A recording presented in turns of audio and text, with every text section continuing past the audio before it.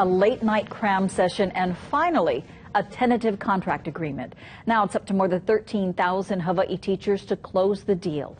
KITV4's Laura Yamada joining us with what happens next. Laura?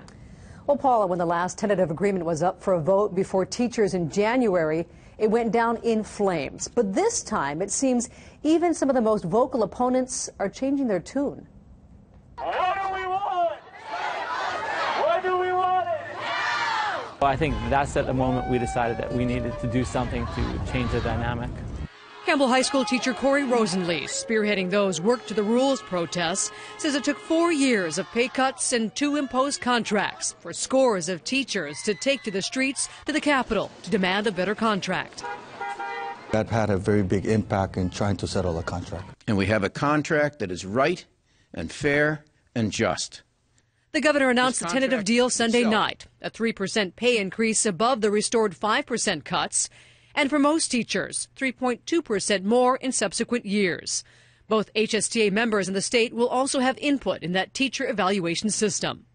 Informational meetings begin today at schools including Holomua Elementary, where a group of educators will be arriving to talk to teachers about the contract, get as much information out there as possible before a ratification vote in 2 weeks.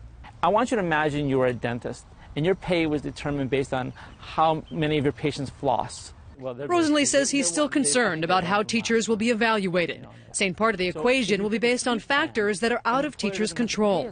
Still, he says he plans to vote yes in a deal a long time coming.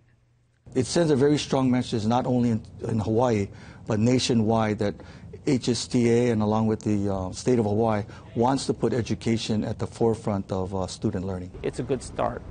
And I'm glad that we're moving in a direction that's going to improve things. But I want everyone to be aware that there's still a lot of work that needs to be done. Now, if teachers ratify the contract on April 17th, a teacher evaluation pilot program will be expanded to most, if not all, Hawaii schools on July 1st. It will then be tied to teacher pay in 2014. Now, also, a new commission will study the difference between teachers' pay here and that of comparable districts on the mainland to try and get a better idea on what teachers in Hawaii should be getting paid.